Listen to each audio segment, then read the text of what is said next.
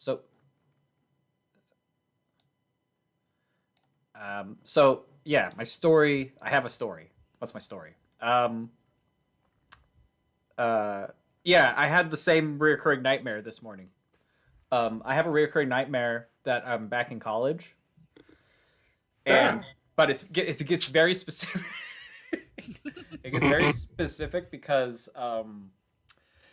in it I have my complete class schedules in my head in my dream, and I'm going to campus, and I have a class on. I have three classes: Monday, Wednesday, Friday, and then three classes Tuesday, Thursday.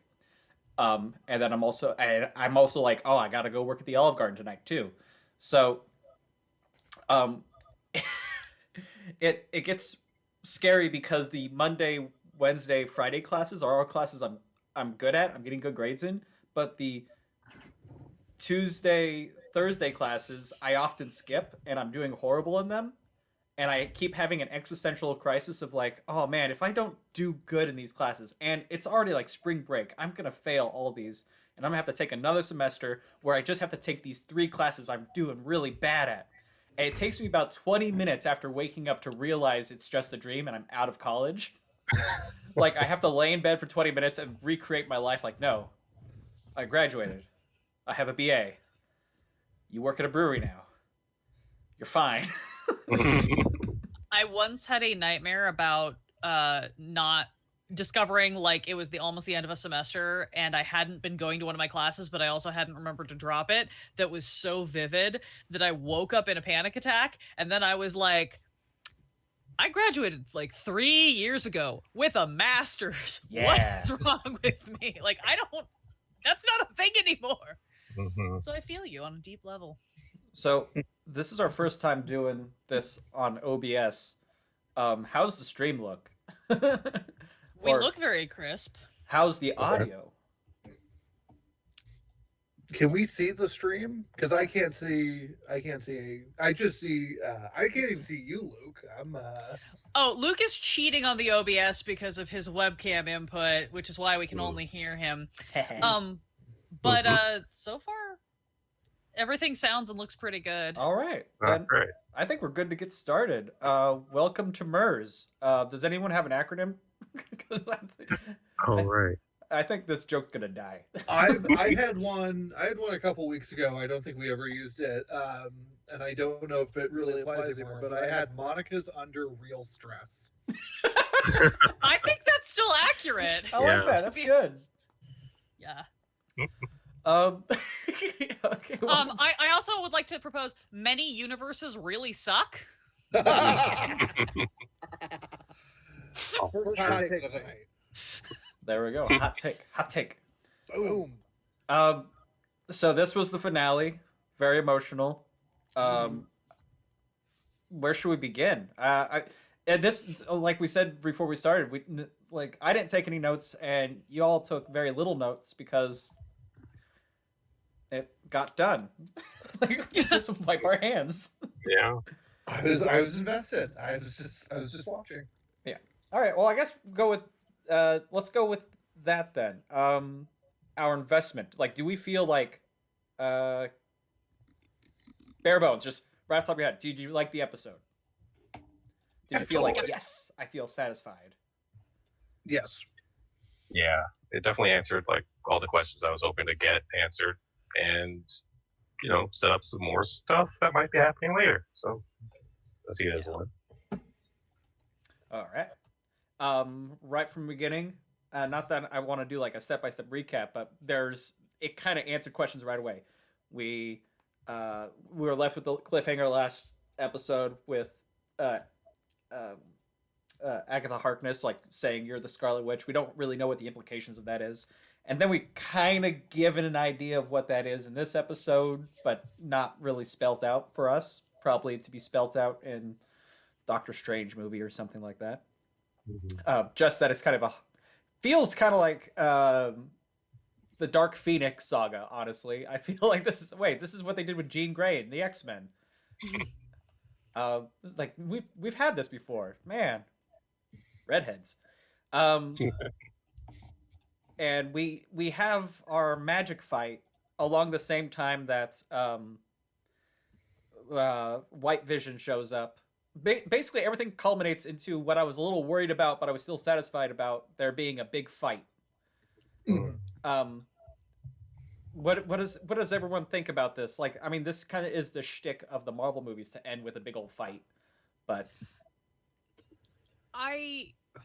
So somebody else said this, I think, on Twitter, maybe on my Facebook feed, and I agreed with it. I can't remember who it was, or I'd give them credit, and I apologize. But I agreed with the statement of they were like, basically they were like, it's a little disappointing that we just did a standard MCU fight finale. And I was a little disappointed by that, just because I think there was so much rich and interesting psychology in all the rest of the show leading up to it. That said, I think that they utilized it being a big old fight really well, because it did peak and dip. Particularly, like, we got this fun little aside with Vision and Vision in the library having the battle of the minds as well as the physical battle. And even as the magic fight is happening and it's just Agatha and Wanda throwing magic back and forth, there's still dialogue happening, and there's still, new information being imparted about why this is happening and what the goal is. So, this is also me too, though. I'm just like, I'm a practical effects girl. I don't want to watch a fully CGI'd superhero battle. I want to watch people delve into their innermost psyches and face the consequences of their actions. But but that was me. I still enjoyed it. I still had a good time, and I still felt like it answered things that needed to be answered for the most part. So yeah, I would say in terms of it seemed a little too fighty. I honestly think, and I understand why they wouldn't do this, but I think 8 and 9 should have dropped together. I think got in the last two. 8 was all your psychological backstory, and then 9 was just the third act of a Marvel movie. Where I'm just like, oh, like I honestly felt watching it. I mean, from the first shot, which is literally just where the last episode picked up. Like, it's the same shot of Wanda just I was like, oh, I feel like I was just dropped into the end of a movie. I feel like Steve Buscemi and Big Lebowski just wandered into the movie. So yeah, that's my thought. Other than that, I mean, I thought the way they handled it was fine. Like, at no point did I go, oh my god, stop fighting already. Like, I thought they handled it very well, to be honest. Yeah, I did think that when the fight first kicked off, it was a little jarring, like just to see all that movement all like explode all of a sudden, and especially going from like real characters to CG characters all of a sudden too was a little weird. But that's how they do it these days. It's cool. But I did appreciate the dips, and I appreciated that the Agatha Wanda battle was a little bit more like when they did that kind of like battling illusions type of fight, like in the middle where she's like tied to the stake, and it's like, oh no, but the zombies, and then all that sort of stuff. I get a kick out of that. So it was like kind of a more of a wizard like witch fight than like just like zapping spells at each other. I was also to what you said, Tony. I think they could have dropped 8 and 9 together, either as one double length episode or just on the same day. I was very relieved that they did not make episode 9 like a double length episode with just the fight. Like they kept the same timing format all the way through, and I actually very much appreciated that, because there's that temptation to just be like, look at us do all the cool shit, and I'm like, no, but you don't need that.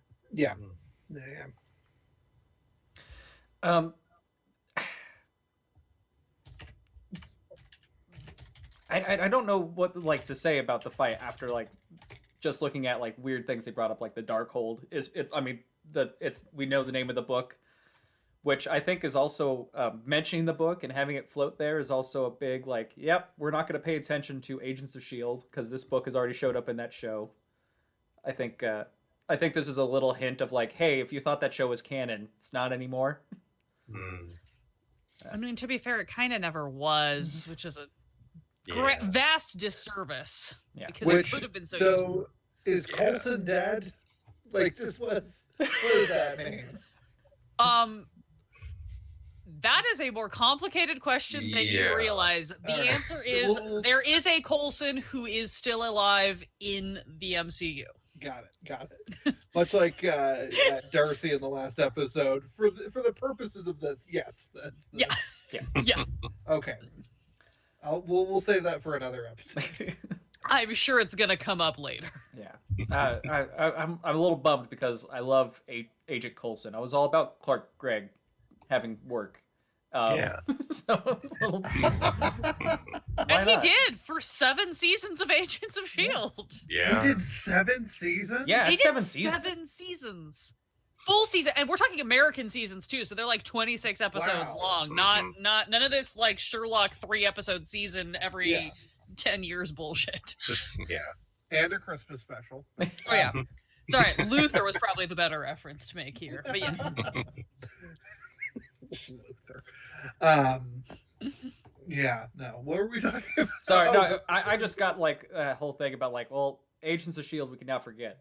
So if you have any conspiracy theories that involve Agents of S.H.I.E.L.D., I think you could throw them completely out the window now, because I think that's just I think literally having the book being the Darkhold, it's like, okay, either there's a storyline where Agatha Harkness got that from Ghost Rider, or it's just not going to be a thing anymore, and Agent of S.H.I.E.L.D. is done. That's a little deep dive into where that book is in the MCU, I guess. But throughout the fight, is there anything that's even revealed? I mean, honestly, the most interesting thing, if we're gonna just talk about the big fight scene, and let's talk about the fight scene, the thing I felt the most invested in was the vision on vision action. Not the physical fight scene, but the stop and like, wait a second, let's talk about this. It's my favorite break the computer. Like, Yeah. one of Can't us is divide always by telling zero. the truth. We are both lying. the example I think New Rockstars used was the Santa robot in Futurama. Yes. You Yes. want to kill everyone who's nice, therefore you are naughty, and they're Mhm. Break it. So I'm excited to see what. I mean, that's something we're left with at the end. We don't know what happens to mystery flavor Vision at the end of the episode. I like Mystery Flavor Vision so much better than I like Cataract. I mean, Cataract is funny, but Mystery Flavor Vision is so much more my Oh, yeah. feeling about what Yeah. that character is. Literally, Yeah. when I saw it, when I saw it, I Yeah. thought of Laffy Taffy. Like, it's like, oh, mystery flavor. Correction, it's an airhead that has the white. Yeah. Oh, it's Okay. Airhead, not Oh, Laffy Airhead. Taffy. Airhead. Yeah. That's right. Yep. catch. I'll say this in terms of the fight. I think my favorite part of it was that the final battle was between two women, and the main character's husband stood on the sidelines helplessly, not able to do anything. I was like, okay, cool. I see you. I see you. Mhm. Yeah. Points all around. I also. Sorry, go ahead. I was just say I did like a lot of the utilization of the family dynamic in that last fight, because I really loved. It would have been so easy for the kids to have just been like a distraction or something, like, something that's causing like the split focus. And so the fact that like the big key moment, and I know it's like it's stupid and cheesy, but I did love it, was the moment when she was like, you were literally born for this. And it's like, yeah, no, they have the best of all of the powers that the Maximoff twins had, and they can use them in this moment. And so it really does become the family affair of, we all have to deal with this situation together. And so I truly loved that. I felt bad that Pietro and Monica both kind of got shafted into the comedic relief role. Like, it was a funny bit, but I'm also like, that you could have done such cooler things with both of those characters than what you did. At least with Monica, we know this is far from the end. Clearly, Yeah. they have. Yeah. Oh, full setup for. Yeah, no, she's next gen. But yeah, how do we feel about Ralph Boner? My God, that made me so angry. I mean, I thought it was fine. I thought it was funny, but like, I don't like fan service like that. I like little hints and nods, like, oh, made a little joke about Superman, or like, I like little things. But when you replace a character with the same actor from a previous, I just thought like they were gonna do something big. Like there's big implications. I want there to be a big implication. God damn it! I And this thought is it where I was think hilarious. my level of fandom comes in handy because I'm not as invested to it. Like, cool, he was Ralph Boner the whole time. Like, and also like, and we'll get into the post-credit scene later, but Mhm. clearly there's gonna be multiverses. Like that's so. You Well, know, and I think, Tony, I think you get a point for this one because I think you were the one who called, or maybe it was Luke. Somebody called the idea of this poor dude who's just like an out of work actor who Agatha hired to play Pietro, and then that was legitimately what it was. And I was like, okay, yeah, I don't think I said out of work actor, but I said just some dude. I yeah, just some definitely dude who said lives that. there. Yeah. Yeah. Also, I- oh, go ahead. Go ahead. Well, I was just gonna say I didn't mind that because again, I always thought that it was a full fan service thing, and what would have been interesting if there was something more to it. Like again, my big theory the whole time was that he was going to be Nick Scratch and he was going to be Agatha's son, who that would be a setup for something else further down the line, but not really have any Wanda related relevance immediately. So I didn't mind that element. It would have been nice for him to have either been more of a threat or more of an ally or Yeah. more than just a cheap joke. I don't like my fan service to be red herrings at the same time. Yeah. They gotta be one or the other. You don't like any red herrings, Luke. That's been the entire theme of this show. Well, I is Luke enjoy- hates it when his conspiracy theory gets busted. I enjoy a red herring that will like entice me to get mad, but I don't like a red herring that is also fan service because then it's just gonna make me double mad, and I'm not gonna enjoy that. I don't know. Okay. This is, but this is why he doesn't like communism. Communism was just a red herring. Indeed. 1 + 1 + 2 + 1. Speaking of red herrings, not Feige, but the whoever's in charge of Wandavision specifically has said Dottie was just a red herring. Oh, Yeah. And because I guess, and maybe we've mentioned this on the show before, I guess that actor was on Buffy.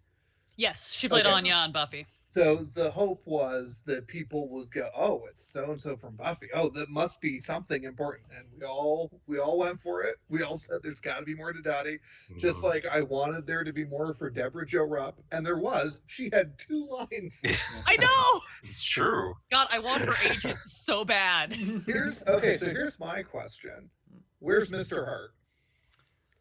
And I have a theory about that, and it has more to do with the production than it does anything MCU related. Because I looked up the other day, so I guess they filmed the first half of the season, but pre-COVID, and then they took a break because of COVID, and then they filmed the rest of it in the fall.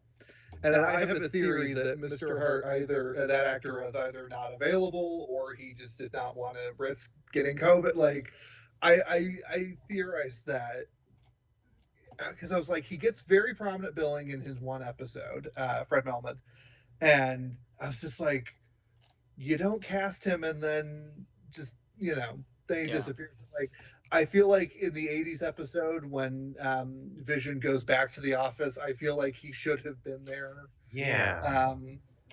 I suspect it was more a conflict, a shooting conflict, than any sort of like, nope, that was just it. Also, was anyone else kind of, there was something weird with Darcy in this episode because she's in one shot when she rams the truck, and it looks like she was green screened in, and then she was written out of the end credit scene. I did wonder about that because I totally expected that Darcy was gonna be kind of a Deus Ex of some sort, right? Not necessarily not the finale, but like she was gonna the crashing the ice cream man, that fit perfectly with what I assumed they were gonna do with her. But the fact that then they had her dip out of the post credits, I feel like that might have also been some sort of either a scheduling conflict or in the name of having to do reduced sets because of COVID issues or something. It felt a little bit like that maybe wasn't intended to be the case, and then they had to pivot a little bit. Mhm. to keep her present but without being there. I had not noticed that she looked green screen. I hadn't looked that deeply, but now that you say that, Yeah, there's that's just something entirely because possible. there's a little too much like steam in front of her, Mm. and I wonder if it's like, oh crap, we can't get her. Okay, put her in front of a green screen. Yeah, and that's also why we never see her get out of the car. Yeah. Because that's easier to control. Yeah. Yeah. It was. I mean, it's a little thing. It's not the end, but it's like, oh damn, that means we didn't get Monica and Jimmy and Darcy together Yeah. for the last scene, which is again, it's not The dream team. the biggest complaint, but I will say though, I was pleasantly surprised with how we circled back around to Jimmy. Because again, he's very much like even a tertiary character compared to so many of the other people here. So I was really glad that they did give him, a little bit of a moment of him like it wasn't just him riding in with the cavalry at the end. Like we actually got to see that like he's in trouble, he's assessing the situation, and he is good at his job. Like, because it's so easy for him to be kind of the derpy butt of the joke friend. And he's like, no, he's a competent agent who is overwhelmed with being the only guy saying, hey, could we not? So I really appreciated that. Also, Luke, I wanted to say, so a couple of weeks ago, the Valentine's Day episode, I was not there, but I left notes for Luke and Buccaneer Aaron, and one of them, it was just a gag note. It was just supposed to be a joke of, well, why is Jimmy Woo so handsome? But it led to a really honest and really good discussion about positive masculinity, portrayals of positive masculinity in media. So thank you for that. I just did it as a joke, but actually, like, yes, that is, you hit the nail right on the head of like, and I'm glad that because with Randall Park's, like, he's having a moment right now. Yeah. Definitely. And I think that has a lot to do with it. The fact that he is that Jimmy Woo is such a positive portrayal of masculinity in media. So. And it's also, now that you mentioned that too, it is interesting, like looking at the way the men function in this finale episode versus the women, and then thinking about that in terms of traditional sitcom roles and sitcom tropes, because we saw, like, again, in like the 50s and the 60s riffs in the early episodes, you got the like, the angry boss and the like kind of put upon, milquetoast husband who's domineered by his wife. You got those kinds of tropes. And so then seeing this where it's that it is kind of this awareness and this fun turn of like the really like man's man go-getter Hayward is the bad guy. Yeah. Like he is one of the bad guys and he gets what's coming to him, and the male characters who are presented really positively are a little bit softer and a little bit, they're kind, they're investigating things, and like Vision being the one who's like, I'm gonna stand here and hold the kids so that they don't have to see what's gonna happen to their mom because it might not be good. Stuff like that is like a really nice change that I think we're seeing in a lot of television start to interrogate the like, oh, we can do other things and people will actually watch that. But yeah. And presented the correct way, which is not standing on a soapbox and saying, hey, women can do anything, but just like, no, we're just going to write it. We're just going to do it. Yeah. And everyone accepts this. And okay, there's no reason why you should not accept this in your work or your We got to go out there. We got to tell all these women that we are feminists. We got to go and tell them about it. Yeah, that's what makes me choose to watch TV as someone with a uterus, is having male presenting people tell me that they're feminist. Yeah. Hey, lady, I'll have you know that you are respected. I'm a man. Thank you. I feel validated. You should. What's your name again? No one knows because I have to keep picking different usernames on all the apps.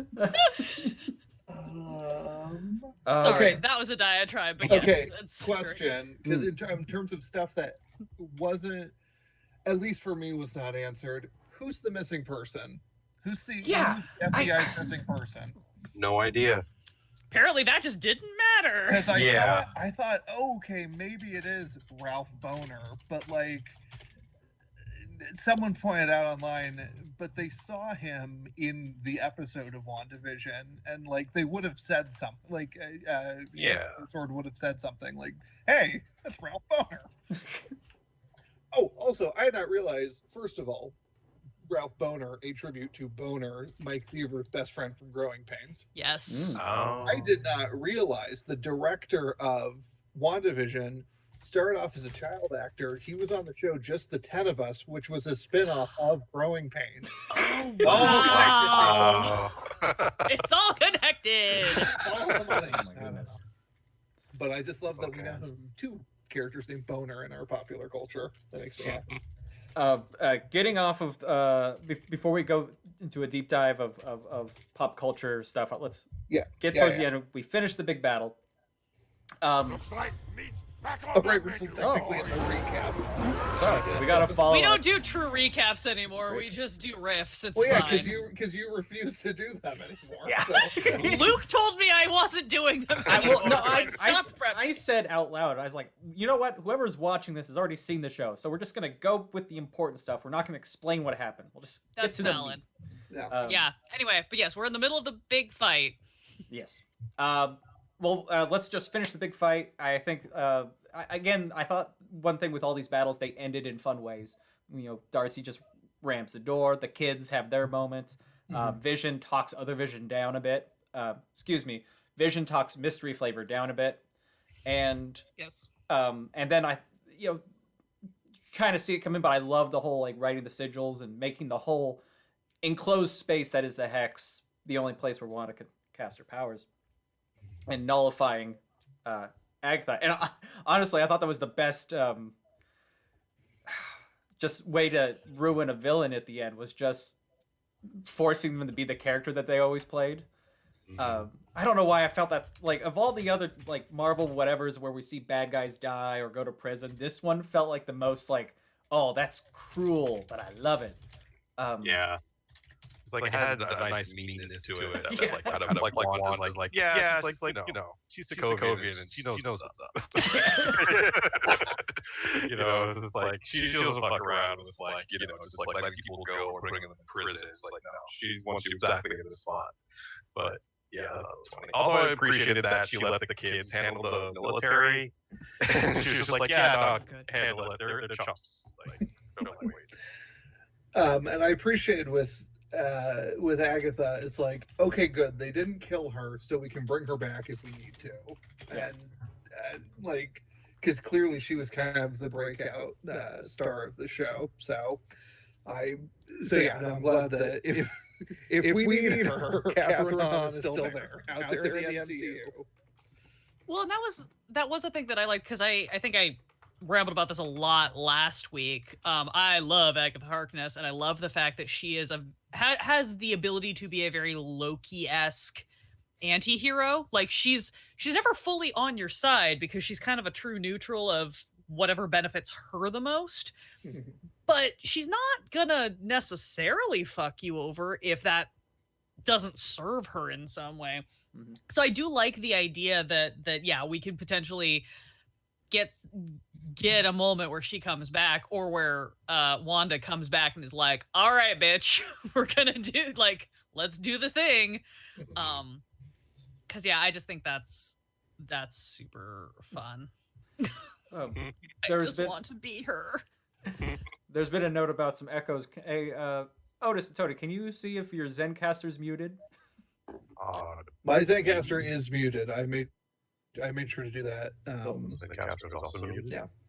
All right, just making sure. I don't know what's happening. If it's on Fade, it's probably an input issue. You're probably getting double input, and it might be on the OBS end because of how things are plugged into the scene. I'm just spitballing. I barely know what I'm doing, but I stream a lot with other people, so I've all heard ones and things. zeros. Whatever. Indeed. We'll just go with it. Proper ending. Now let's get to I think what was probably the more interesting thing.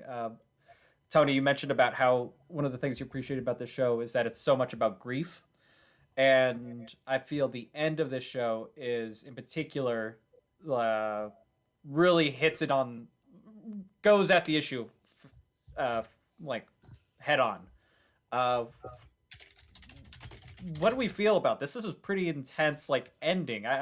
This is almost like if you had any emotion about Black Widow and Hawkeye during the last Avengers movie, and if that like tore you up, this was like just that elongated and stretched out. This is a lot better done, though. I felt like this like really told like a proper story between like people and like loss, like actual loss, as opposed to like, well, it's like, oh, they died, and I'm kind of sad, and then I'm going to go off somewhere and then back and do superhero things. Which I felt like was kind of a weird time skip for the Marvel's cinematic universe. But in this case, this felt more personal, even though it was told in such a fantastic manner. Like it still felt like she went through all the steps properly. Like you saw each piece of it, especially during the the flashback sequence where they're going through her mind and all the like actual memories. You're like, oh, like you see exactly how this evolves, which doesn't happen in a lot of movies. Yeah. Sorry, I had to click something. I think I fixed everything. Hey. Oh, and then I lose Alondra. Oh no. It's fine. I only have opinions. You don't need those. Sorry. Now I'm like, what? How did that work for you? Not for what's going on? Oh, I'm still okay. I still hear myself on the stream, so that's a good sign. Sorry, Travis, you're stuck with me. Alondra, say something real quick. I'm on the stream. Tony and Fade can hear me. I'm sorry. I don't know what you did. It's just you. I don't know. I can't hear her. It's not coming on my end. I can't hear her. I'm on the move. Oh no! What? Right when I think it's working. Wait. What if I just do that? No, you're probably hearing me double now. Anyway, everything's going great. Oh no. I keep waiting because I see the viewer's number. I keep waiting for that to go down. We'll try keep going with this. I think Alondra, you were gonna say something about grief or something. Well, okay, so we brought up the parallel between the like Black Widow Hawkeye versus the in Endgame thing. And the thing about that is like, in my opinion, and again, with the big caveat of I am the most huge Hawkeye nerd. He's my favorite comic book character of the like main Avengers team. So like I'm very into that. Throughout all of the movies, for as much screen time as both of them got, they never really took the time to actually show us what their relationship was or tell us about how that originated. We had to kind of just take it as fact and like clearly these guys are close. They've worked together, all these things, right? But like everything is just an allusion to all of this like past history and whatever happened that bonded them and brought her into the good guy side and whatever. So and so even then it like the scene in Endgame gets kind of cheap in a way because it really is just two incredibly broken people fighting over who gets to be the self-sacrifice, which like it's interesting, it's poignant, but also like I feel like they should have just literally they should have just looked at each other and played rock paper scissors and then one of them yeets themselves out like that's because if their relationship is really as deep and as important to as they're presenting it or they've been presenting it through like a bajillion movies, that's all that has to happen is you look at each other and you either do rock paper scissors or somebody goes, you're more valuable to this situation than I am, and the other like there's a reason for that. This I think is a much different arc that we've gotten to see the whole way through because the first time we meet Wanda and Pietro, it is these kids who got radicalized because of all of this trauma and loss and horror that they went through, which we know about and we're told about and we're shown, and we see them becoming, these characters coming into these powers and then having that change of heart and realizing that like they could use these for better reasons. You get this whole you get to see all of Wanda and Vision finding each other when they're so isolated, but they understand that isolation. And so then through this, I think watching Wanda's expression of grief is really beautiful and well handled, because it is her. It both sets up something great for the universe in the chaos magic being used for spontaneous creation born out of her inability to process. And also, that's kind of a weird way that grief works, where just like shit just happens and you're just reacting and you don't have any control over it. And then having to realize, oh, this has consequences and I have to deal with that. And I think consequences is like the one thing that I wish we'd gotten more of in this. And I understand why we didn't, but I think there's some good points to be made about, like, there's a few people in this, specifically Wanda, who should have had to deal with consequences a little more strongly. And I'm interested to see how that comes back around again in the future of the MCU. Just do a little clap. Thank you. Your dissertation. Oh, this isn't a sound check clap? Yeah. Yeah, as soon as was pointed out in chat, you said Hawkeye, and I was immediately like, I got this. Would you like the MFA or the PhD dissertation? In terms of, first of all, I think you're right, there wasn't as many consequences, but there was a lot of implications, especially from Agatha, of like, you don't know what you've done. So like, okay, maybe we'll explore this later, but in terms of the grief, I was so worried they were going to have their cake and eat it too, where it's like, great, I saved Westview, and I got someone suggested that she would save Vision and the kids, similar to how in Frozen the snowman has the little cloud over his there would just be this like little hex above Vision at all times. A mini hex, it's just the house. Yes. And I'm so glad they didn't do that. Yeah. And especially watching it, right before we started, I rewatched the episode. It was interesting how many quick lines there are about like, well, maybe we'll come back. Maybe there'll be something else. So I suspect the door is open for Vision to return. Obviously, the kids are somewhere.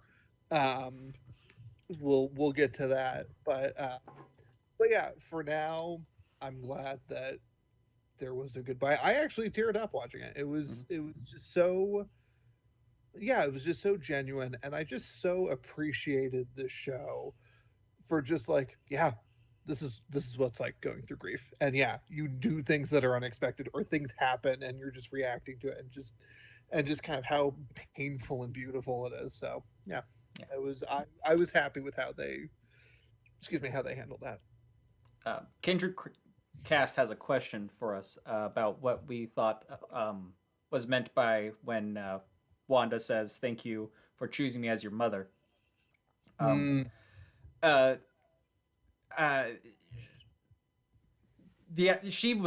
did not expect to have twins to begin with, right? So I think the whole thing was unexpected, and in the vein of like chaos and just random things happening around her that was out of her control, and things that were in her control.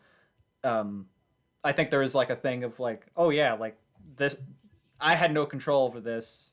You came into my life, not the other way around. I didn't bring you into this. But I think this also is pretty accurate for what any mother would say to a child. Like this just seems to tie very well, and just, I don't think there's a hidden message here. I think this is what a mother would say if they love their child, and maybe if the mother was dying, this is what they would say. But if their child was dying, maybe this would say. I think this is just a very, like, what do you say to a kid when they're about to disappear? Like, I don't know. It's very sad. What do you got? Any thoughts on that? Yeah, no, I took it like you did, just kind of at its face. Like, that was just like a sweet thing to say, because like, what else can you say at that point?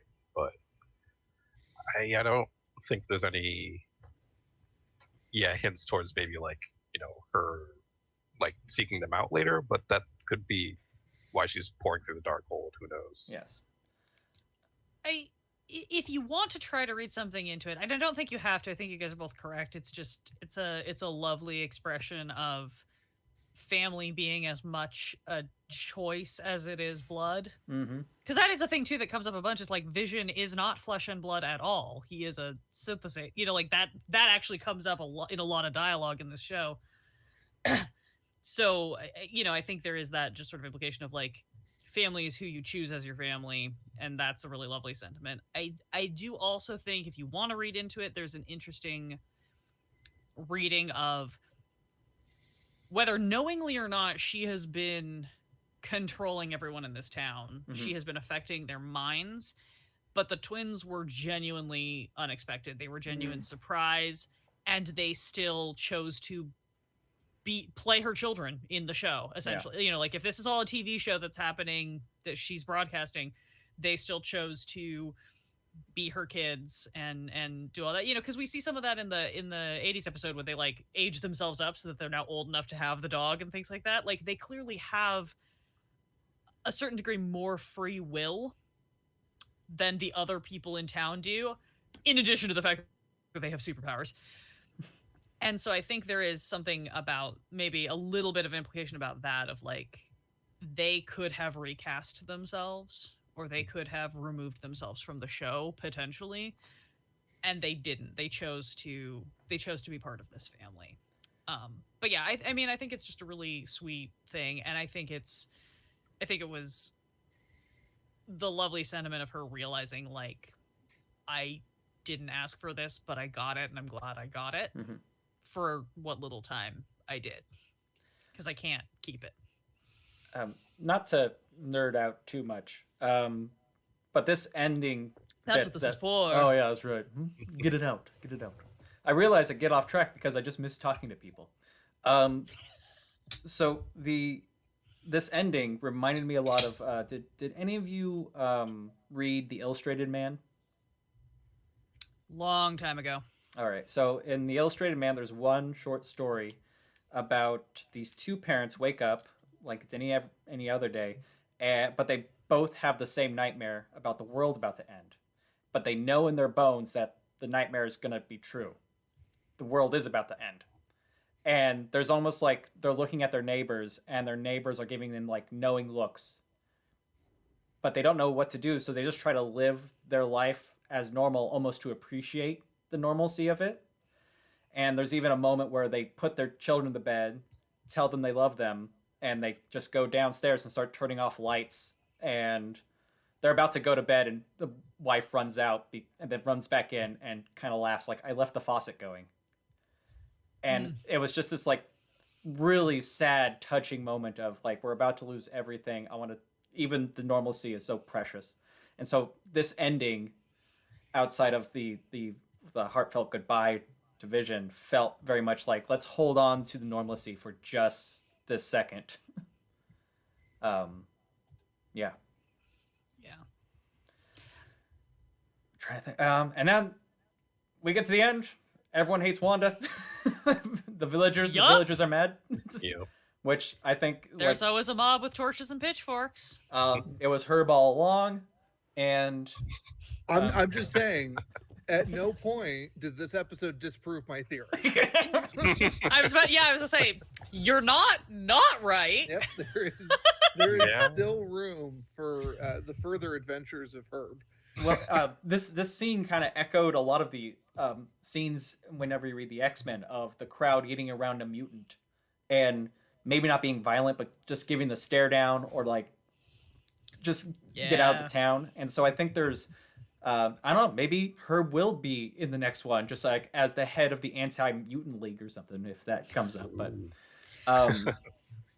let's get to the Wanda runs off. By the way, finally she gets her costume. I was so excited to see like a proper Scarlet Witch costume. Yay. And I liked it. It was a good blend between the comic book stuff and what she's been wearing and the style that a lot of the other characters have had in the recent movies. So And with pants. Yes. Thank God. It's easier to kick butt in pants. I'm sorry. It's just a fact. And then we have our ending. Let's gets. In my head, the endings are blurring with the after credit scenes. So please, Can I backtrack us just briefly before we get all the way to the ending, though, because I want to hear your guys' feelings on this. Monica doesn't get a whole lot to do. She deals with Pietro. She shows up to kind of help, and her one big sort of moment is coming in to help the kids, which is obviously a very deliberate parallel between what Pietro does to save Hawkeye. She runs in front of the gunfire to protect these kids, but where Pietro uses his speed in order to get there in time, saving Hawkeye and saving the kid, but falling as a result, Monica's powers kick in as Spectrum, and she's able to phase the bullets and render them harmless, except for the one that Billy catches, which is oh god, so fucking good. I'm so happy we're gonna get all the Young Avengers sooner or later, because we have to now. We have all of them. But like, did anybody have thoughts or feelings about that? Because I was torn between this is a really cool parallel, because we've been dealing with the fact that like Pietro is gone, but now we have somebody who's also willing to kind of sacrifice themselves in the same way, all these sorts of things. But also I'm like, we did this. We've done a lot of the self-sacrificing theme. The entirety of Infinity War and Endgame was just fucking everybody watching their loved ones sacrifice themselves in front of the TV. Like, and that's not necessarily a bad thing, but it was just like, I was very conflicted on it for myself. So I was wondering if other people had thoughts on that. I feel like with this last episode, I was hoping for more like Monica as Spectra doing things. And the thing is, we already know this character is willing to sacrifice themselves.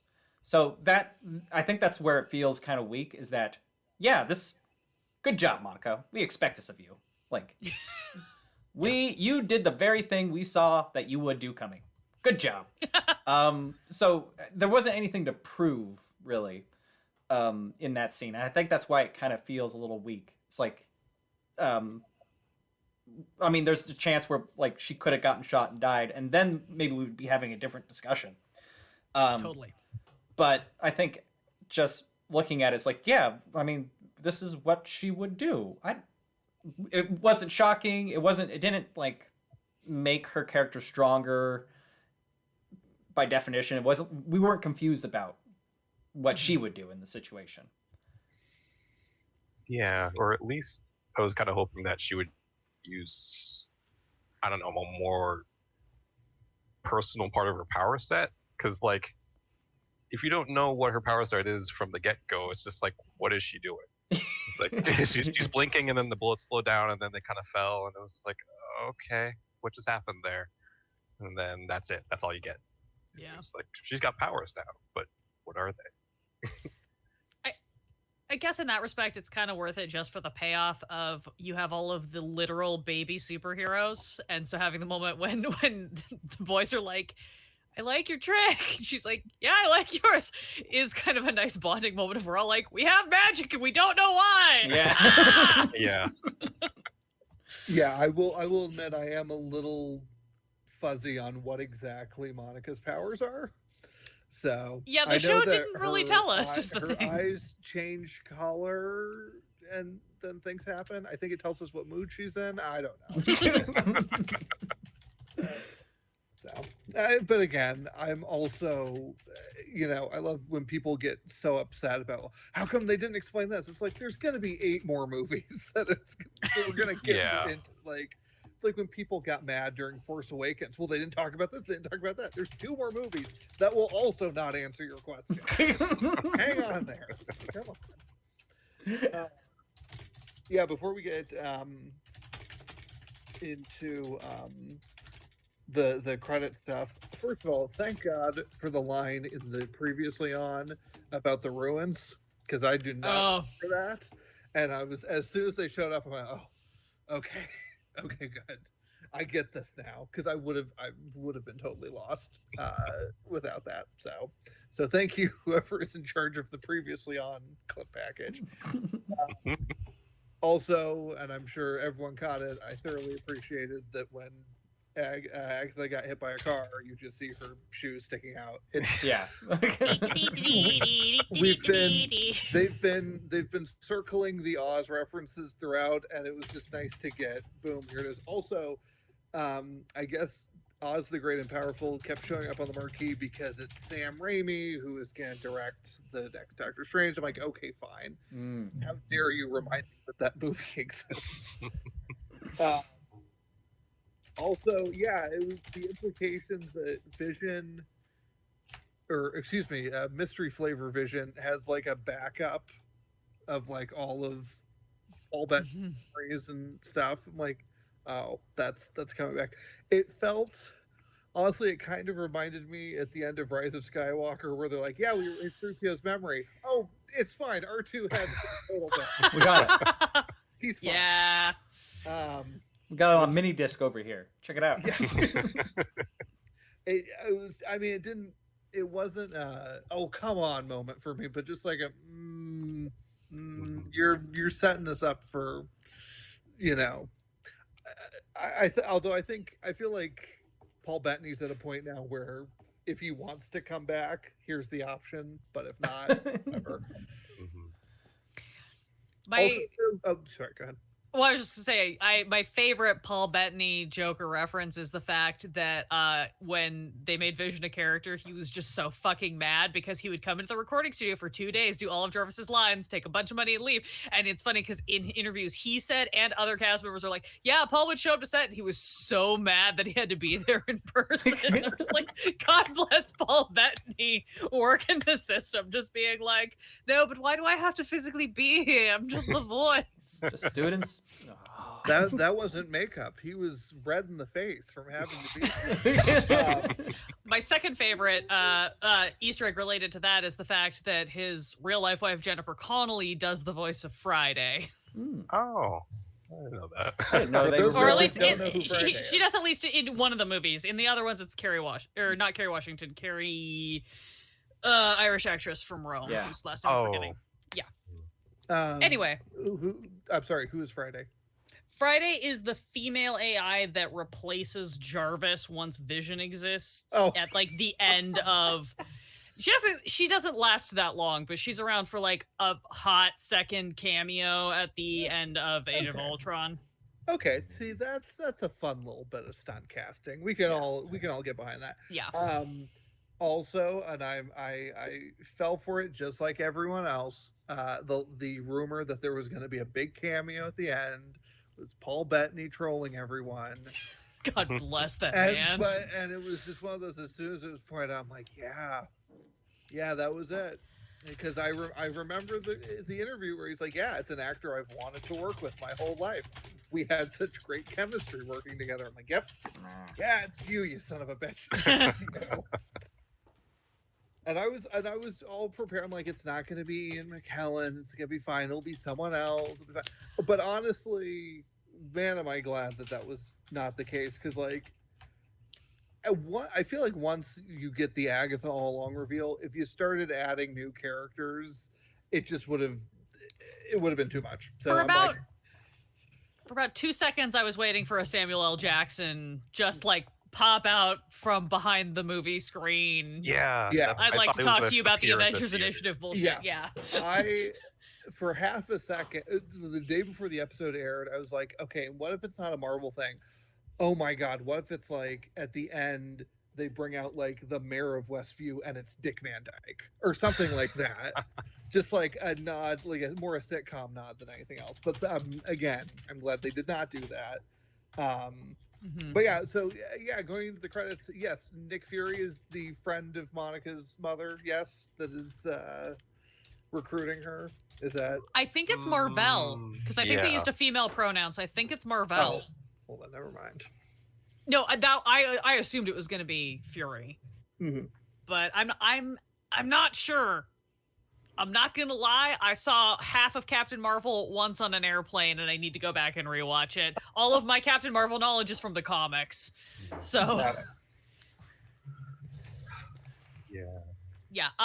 After in the latter chunk of MCU movies, I am about on Tony's level of like, I kind of saw part of the thing in a YouTube video, but I've read a lot of the comics that they're based off of, which is where I gain a lot of my stuff. Yeah, I don't remember a whole lot. I saw Captain Marvel in theaters, but I don't really remember it, honestly. It didn't leave much of an impression on me. I wanted to, like, I was hyped up for it. It was just like, yeah, it was all right. Well, that's because you're a chauvinistic pig. Well, if I remember correctly, that was the takeaway from Captain Marvel. If you didn't like it, you're sexist. Like, Yeah. Oh, yeah, no, clearly. Remember, if you don't tell me you're a feminist, how am I supposed to know? Yeah. Yeah, I have not seen Captain Marvel, but I do want to watch it now just because there's so much, just because of the whole Monica Rambeau thing. Yeah. I'm looking forward to spending that whole movie going, oh yeah, that makes more sense. Yeah. Hey, you also get to watch Jude Law being an utter dick, which is my favorite version of Jude Law. So And he's in a movie. No. Yeah. I don't know him. I don't know. But yeah, oh, and then going into was there anything else about the mid-credit scene? Anything else?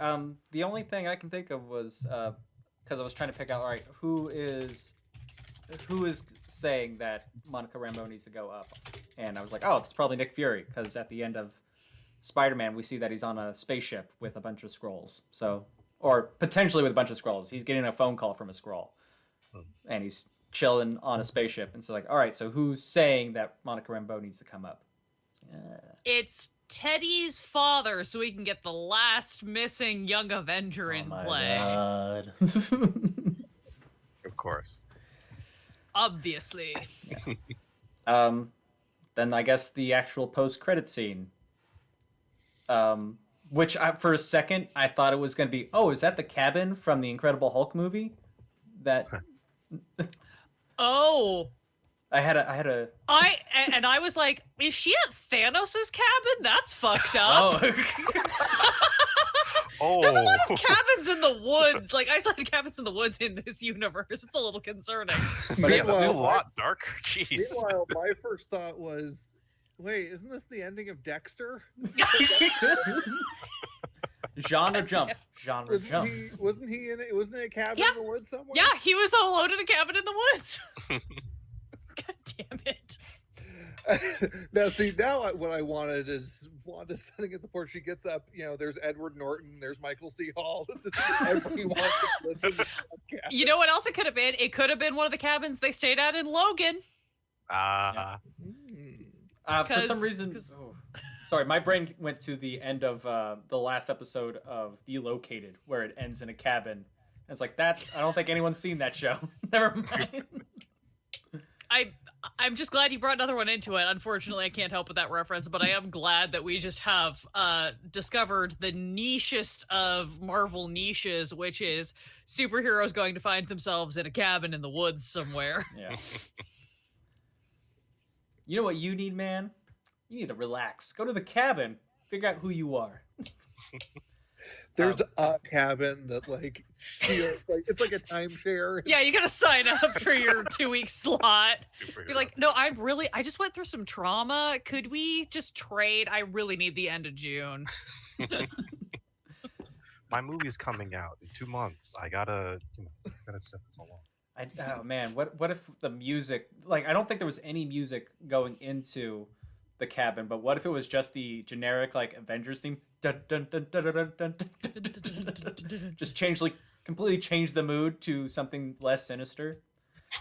I also hope that the next time that we see Wanda, she looks like Mark Ruffalo. I hope that every time someone goes to that cabin, they come back looking like Mark Ruffalo, not able to keep any secrets about spoilers, and just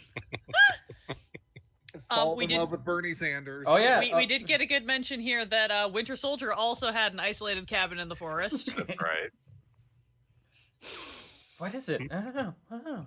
All right. No, it clearly it belongs to the Avengers or to S.H.I.E.L.D. or something, and yeah, it's just like, yeah, you just sign up on the company calendar, you put in your time request. You're only allowed to use vacation hours you have already accrued. Yeah. It's like when I worked at Anchor that we would give away tickets to the Giants. You had to write your name on it, and it was raffled, and then they announce it in a company email. It's to make sure that you don't unsubscribe from the internal company mailing Yeah, list. basically. All right, and this month it's Bruce Banner again. That's not fair. He put his name in twice as the Hulk and Bruce Banner. Doctor Strange just like goes again and just rewinds time to adjust the thing and then forwards it. He's just, oh man, there's no version of this where I win. Yeah, exactly.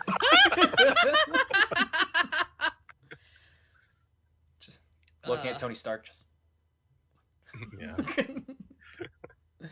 Tony in all of the universes has sabotaged the vote. yeah. Like, yeah. He just goes in and reprograms the RGN to only pull his number. Oh, I wonder if that's where they do like the Shield staff retreats. Like, All right, gang, today we're gonna do trust exercises. You mean where we have to trust each other more than when we were under invasion by a bunch of AI and we just totally murdered them while our bodies were being possessed by that? Okay, cool. Can we just skip this and get to dinner? But first, we all have to do trust falls with the Hulk. It'll be fun. It'll be great. Quake shows up and is like, I trust none of you motherfuckers. Peace. Yep. Thor shows up. Thinks the game doesn't make any sense. It's like, none of you are heavy. Yeah. What's the challenge? Give me more. 10 at a time. 10 at a time. Hawkeye just sits in a tree the entire time watching everybody until Black Widow shows up behind him like, hey, and he's like, what the fuck? I know you're excited about Young Avengers, but I'm enjoying Avengers Summer Camp or Avengers Salute Your Shorts. God, I would pay so much money for Avengers Summer Camp. Disney, Yeah, are I you want it. listening? Yeah. There's an audience for this. Have any of you guys watched the animated Avengers Assemble series that they Yeah. did for a bit on like Disney XD? Oh wait, which one? The recent one. Avengers? No, I watched the old one that I loved. To bits. Yeah, I mean the old one was great too. There was a fairly recent one, and the best thing about it is just 100. It is clearly written by people who just really want to write an Avengers sitcom, but they were told no, it has to be a superhero cartoon for kids, and they're like, okay, fine, but they try to write. So they're just like the level of like snark and sass that they have specifically about shit like, like, did somebody forget to check the chore chart on the refrigerator? And everyone's like, we're in the middle of an alien fight. What the fuck? Shut up. It's delightful. All right, wait. We're getting derailed. It ends. Zooms in. She made tea. Great job. But she's also floating 5 feet above her bed, and reading a book. And then we hear The Darkholm. Reading her book. She's in it. She's so she I didn't do that. this doesn't happen yet. And then she hears the voice of her non-existent children screaming for help. So I had some weird takeaways from this, and I finally get to have another conspiracy. So there's 2 Wandas in this scene. I think we're seeing a section. This cabin is the Nexus cabin where all versions of Wanda can hang out all together at once. One makes the tea, the other one reads books. And so what The two genders. the 2 genders.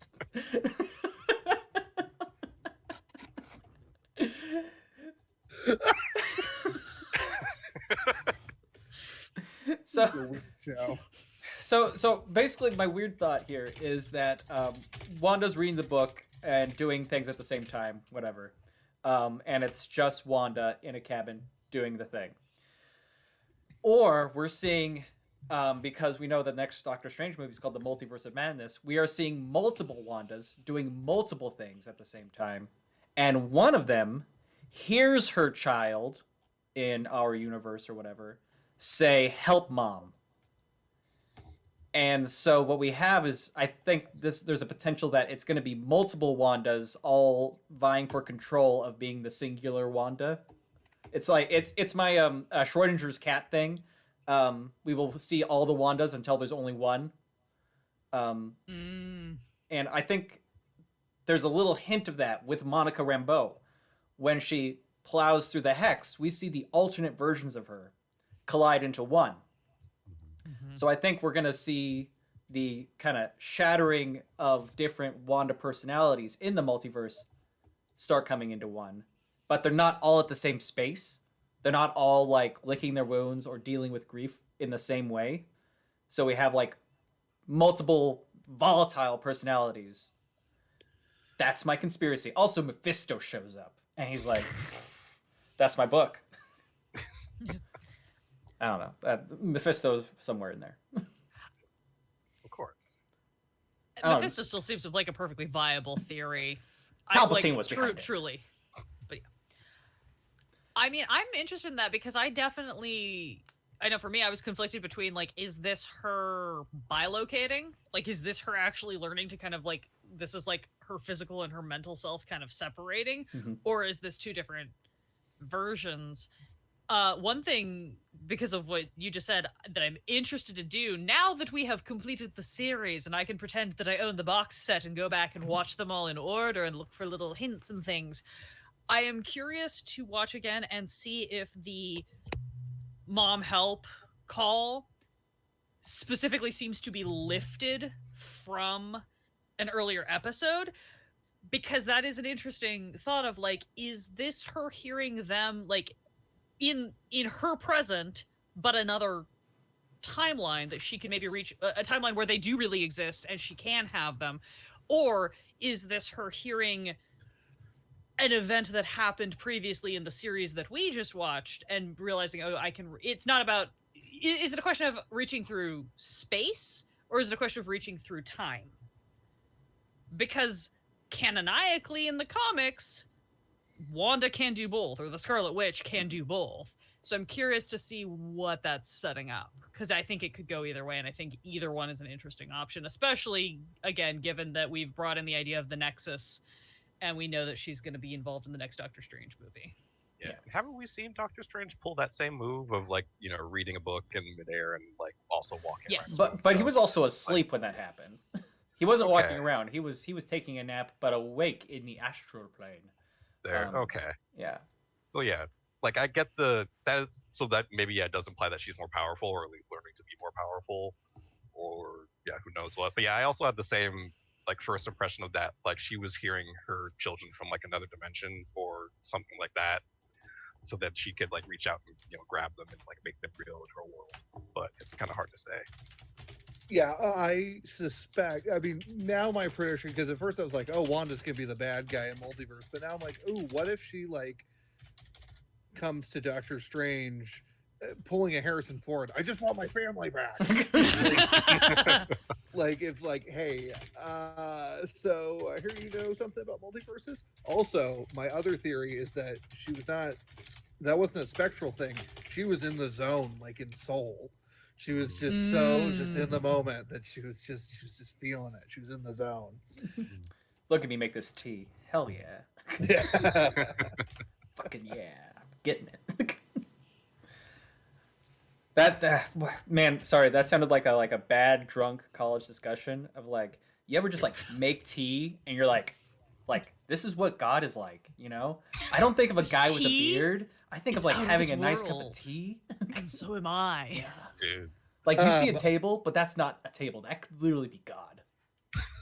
Which reminds me, yeah, that was the one joke note that I had for you that you completely did not get, Luke, was I asked, can Wanda make a rock so big even she couldn't lift it? No, I knew I know the joke.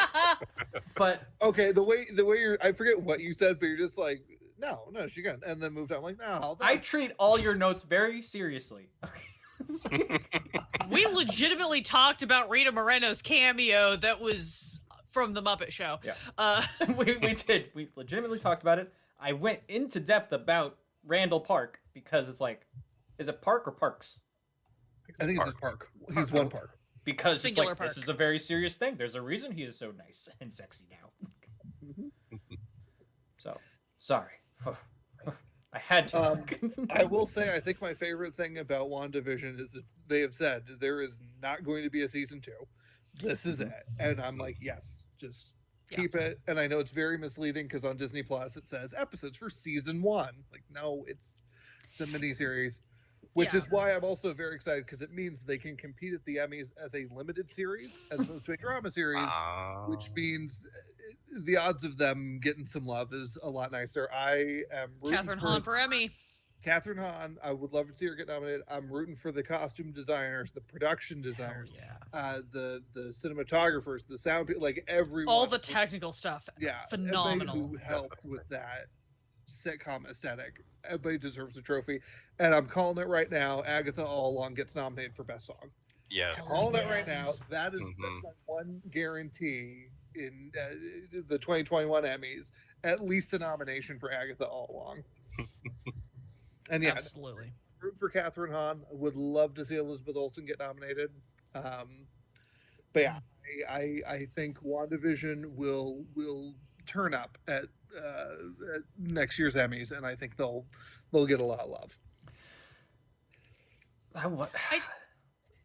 Go ahead. I have a weird thought that I'll hold in my head. Okay. Well, I was gonna say I'm with you on the Emmys and the limited series thing. I also, that's another thing that I actually really appreciate about the fact that they're like, this is it, is that they resolved everything that they absolutely needed to within this storyline, but they still left, like, as we've talked about through this whole session, so many openings for, like, you know, Agatha can come back and still be a part of things. There's still going to be potential repercussions for the existence of the Hex and the ascension of the Scarlet Witch appearing in this universe, and like all these things that can play into the larger MCU phase 4, I think we're on. Yes. Yeah, yeah, so like that's all really delightful, but we didn't need any of it to complete this story about this particular moment.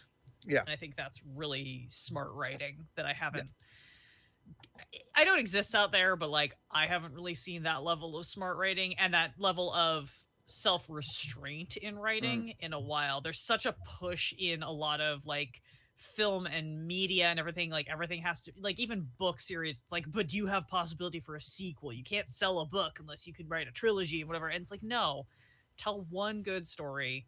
It doesn't have to be perfect. You don't have to close every loop, but just like tell one good story and then be done. And I think that's the advantage of doing this as a limited series on television versus having a Wanda movie is, I mean, first of all, because this was, I think, all told about 6 hours worth of material. So that's, you know, you can get into where this trauma is coming from. You can delve deeper than you could if this were just a movie. And also I think it's just, there's less pressure, because I always feel like with the movies, like, oh, you have to do this. You know, there's so many different bases you're trying to cater to. You want to appeal to the Marvel fans, but you also want to appeal to the average moviegoer, and you can't piss off China for some reason. It's on and on and on. So the fact that it's like, not that the stakes were low for this, but it's just like, okay, it's a sitcom with Wanda, and I thought they played it beautifully, and I thought they kept the right amount of mystery about it. And like I said from the beginning, I didn't know what was happening, but I knew that someone knew what was happening, and I trusted the storytelling enough that, like, okay, you'll tell me when I'm ready to know what's going on. It's not going to be lost all over again. Yeah. Oh God, for sure. Anything where a smoke monster is the enemy just is always weak. Yep. What else has a smoke monster? Well, sorry, it's just this thing of like, if it's not a tornado, it is boring. Like, it was something, and I think it has to do with like, you know, like we're all from we've all either gone to school or worked in the Bay Area, so we're used to the fog. And so like anytime there's a monster that is just a cloud, and I mean we're in California where we're like every year we're attacked by a giant cloud. Thanks fires. It was just like, you can't give us a fog and make it scary to us. So like, I think it makes you all right, sorry, I went down a rabbit hole. Oh, all right, never mind. I've got to stop. We're talking about WandaVision. I had a whole thing that just my brain flooded with me. Anyway. Curse of Strahd is basically Danger Fog. That is true. You are not incorrect. Sorry, I just get a flash of the Green Lantern movie where the bad guy at the very end is a giant yellow cloud, and it's like, oh, like you go inside, you avoid the cloud. This is easy, man. Yeah. What was it, Galactus and that Fantastic Four movie? Yeah, giant another also cloud. Galactus. Yeah. Giant cosmic cloud. That's boring. Whatever, man. Yep. Better than the wind. Oh. Look, True. the only time that Giant Cloud has been legitimately scary as the bad guy was in the film of Stephen King's The Mist, and even then it's because they changed the ending to make it fucking better. Yeah. And The Mist wasn't even the actual bad guy, which was the whole point. Mm-hmm. I will also make a case for the Cloud Rhino from James and the Giant Peach. Oh shit! I forgot about the Cloud Rhino. Terrifying. That's fair. Also, but that's a cloud assisted with lightning. Like there's other elements. There's other things. Things man. Yeah. But I would say that is the most terrifying usage of a cloud-like structure in filmdom. I would like to see a superhero that only appears in a cloud. Like, imagine if Batman just continually drops smoke bombs when he's fighting people. Like, you never get a clear image of Batman because the room's just full of smoke. It's just he puts on the Batman outfit to get ready, and he's like, the mysterious crime-fighting cloud has appeared. That's just our sorcerer in my Saturday night D&D game. I'm sorry. Just everything is just fog cloud, and then we shoot everything. I like the idea that like the police are trying to identify Batman. They show people a photo of the cloud. They're like, "Oh, kind of looks like a horse." No, but if you look at it from this way, it's like a house with a two. Very good, very good. You call him Horseman or Butterfly Man. I don't know. How do you even know it's a man? It's Look, cloud. it's either duck face or rabbit ears. I don't know. Yeah.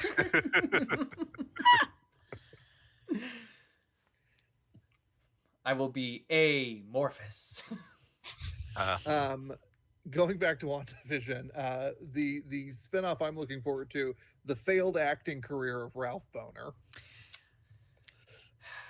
I like truly feel like this is actually a good series of shorts, of promo shorts, where it's him going into auditions for the movies that they're making in the MCU of the events of the MCU, and he keeps auditioning for the different superheroes and not making the cut. Oh man, what if there's actually a bit where Marvel, please hire me. What if there's a bit where it's him auditioning and getting the role to play himself in the made-for-TV movie? No.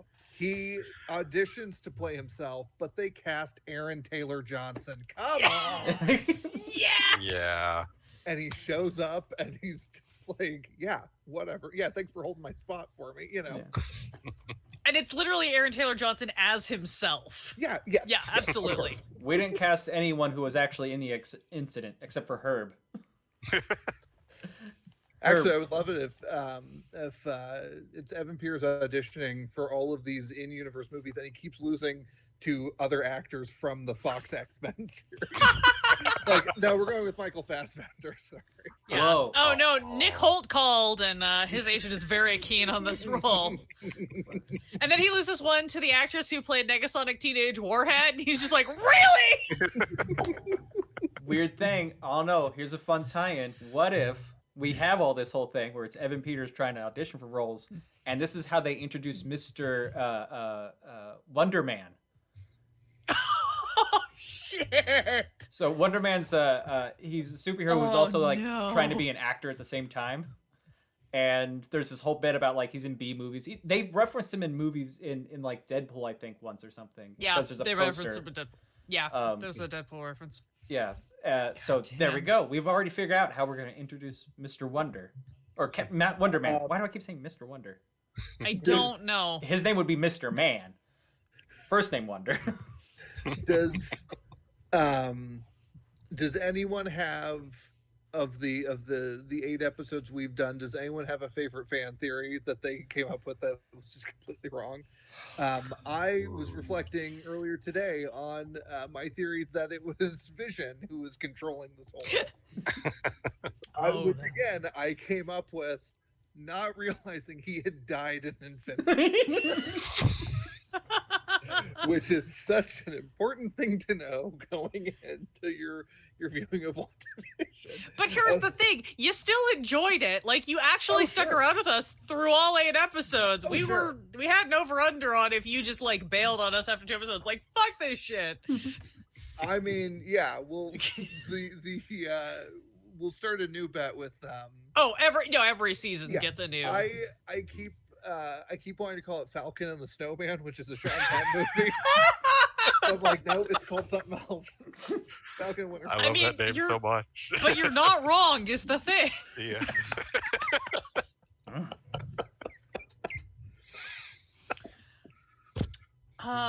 Yeah, no, we'll see what the over under is, because even I don't know if I'm gonna make it all the way through the next time. I don't know if I'm gonna make it all the way through, and I like those 2 characters. We'll see what happens. I mean, if I don't get my sitcom references, I'm like, what's the point? What's the point of being here? True. I'm trying to think if there were other major fan theories. I mean, because I called for Agatha Harkness being a thing really early on, and I'm still a little bit bummed that I guess it would be like I was always calling her as not actually an active player in what was happening, but more she's here as an observer, so that she's going to be the one who Nick Fury's at the last minute to be like, oh, you have these powers, let me help you. And like, what do you want from me? Oh, we'll get to that. Hand wavium. So like, that was the one that I was like, well, I don't think it's going this direction, but like that still has my heart because I like those anti-heroes.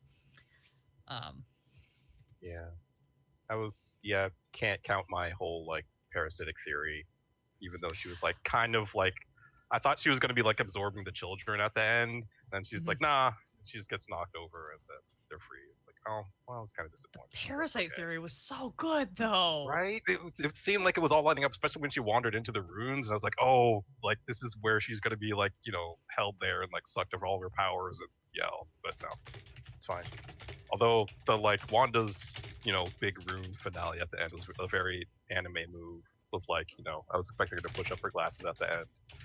You didn't see that I put these runes behind me like, 10 minutes ago. Like that was my true fight. But, Observe my final form. Yeah. I don't know if I had a favorite conspiracy because I kept changing mine to fit my own narrative. That's how conspiracies work, Luke. Yeah, all I know. of your theories are your favorite. Yes, I get it. They all existed and did not exist in me. I'm 1,000 exploding suns. So I don't know what my favorite conspiracy was. I was so excited for Mephisto to show up. I was all about the devil, and the devil never showed up. I think my favorite that I made up at the very end was that it was actually a coven, that everyone was a witch. I was like that one. That was good. Yeah. That was good.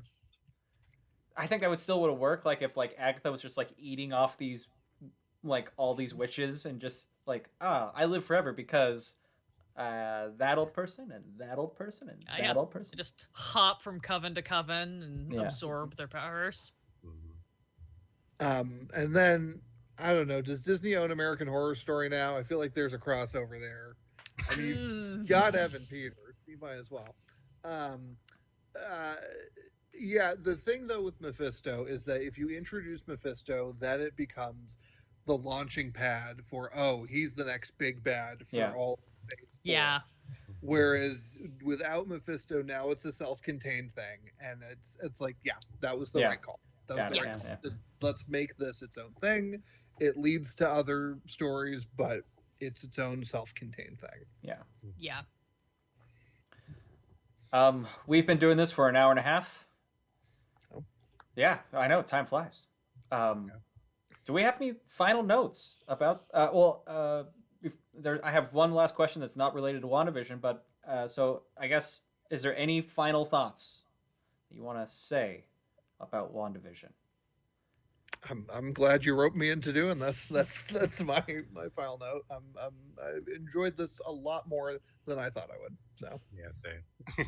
Truly same. I've been avoiding the MCU for a while just because I felt like I was really burnt out.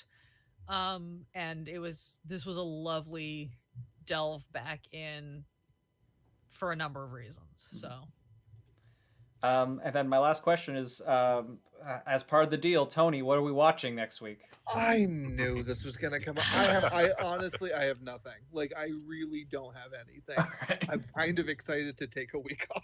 We could also just not do this for until the next thing comes Yeah. out. Yeah, because it's a week. Because I know next week they drop the like WandaVision behind the scenes stuff, yeah. and then I think it's the following Friday. You get.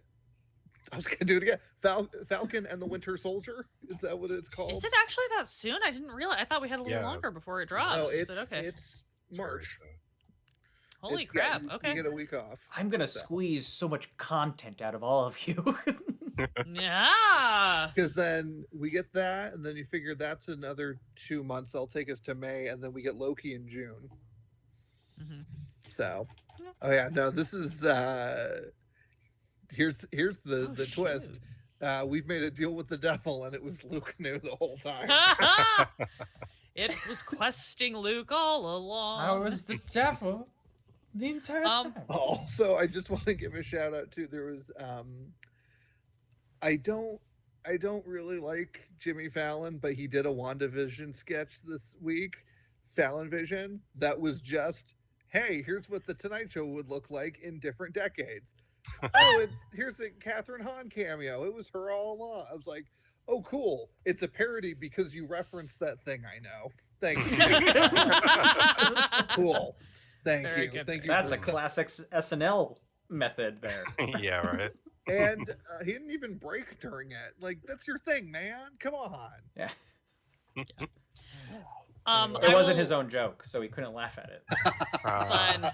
I will say Wasn't this for out Asian loud, fans. and then I'll send you all the link. But I did find an amazing Catherine Hahn did a series of like Chrysler commercials a couple years back, and somebody recut those to the Agatha All Along theme to make the fake Agatha commercial that we never got, even like pulling dialogue interludes. Yes. I Oh, will send it to wow. you guys, but you should look it up on YouTube. It's very, very good. It is the very funny, like, the nosy neighbor is now stuck in her own sitcom commercial. Like, so it's very good. I will send it to you guys. But yeah, I'm good. Maybe if anybody's down next week, we talk about the behind the scenes, or else we just take the week off and then we'll dive into Falcon and the Winter Soldier. I'm all for taking the week off myself. Cool. Yeah. Cool. Yeah. So yeah, we'll reconvene when Disney Plus puts up the Marvel signal again. Yeah. Uh-huh. In the meantime, I know this lovely cabin we can all get away to. Oh, thank God! I need a vacation to just reset, recharge, Just make some tea study and just my be like, dark yeah. tomes. Yeah. Oh man, I didn't realize this. I think my generic non-streaming image is a cabin. It is. It is. It is a Viking long cabin. I didn't even plan that. That's perfect. All right. Thank you, everyone who's watching. Let's drop down our socials, everybody. Let's start with Alondra. Go do it. You can find me wherever fine social media is free at Lady Bedivere. That's on Twitch, on Twitter, on Instagram. And if you're one of those youths that does the TikTok, you can find me at Lady Bedivere. That's pretty much it. Come hang out. You can also find me streaming with Torpid Network on most Tuesdays and with Quests and Chaos on most Saturdays. Cool. Otis. I'm Fade or at Mugs Mahandra on Twitch or Twitter rather. Also on Twitch I'm at Fade, just to confuse everybody. Yeah, I'm also at Mahandra on Instagram. It's also a whole thing. Mostly cats and green buffs. Yeah, that's what I do. Tony. I was waiting for you to call me. You can find me on Instagram at tony.suramelli, and you can also check out my blog, thehorseshead.blog. I cover every movie on the National Film Registry. A little later on tonight, I'll be posting the most recent movie I watched, which was Jailhouse Rock, the 1957 Elvis movie, which is not great. Oh. It would be a lot more fun. It's not. It's the dramatic one. It's not one of the fun Elvis movies. So I'm a little disappointed, but yeah, that'll be coming up a little later on tonight. But yeah, thehorseshead.blog. And you can follow me obviously here on Twitch at Questing Luke, Instagram at Questing Luke, which is all Vane workout photos, and yeah, it's all Vane workout photos. At Questing_Luke on Twitter, where I don't know how to use Twitter, so I just put what I had for breakfast. Yeah, that's pretty much how you use Twitter, right? So, well, then how did people start a whole campaign to storm the Capitol just posting about what they had for breakfast? That's for a different stream. Oh, okay. They were using alphabets or what the cereal. Yeah. I poured out my alphabet cereal. It all just said "Storm the Capitol." People were like. Vaccines are have the microchip. Anyway. Thank God. We'll save that for later. I got Pfizer. Whatever. Thank you very much, and have a good night. Bye.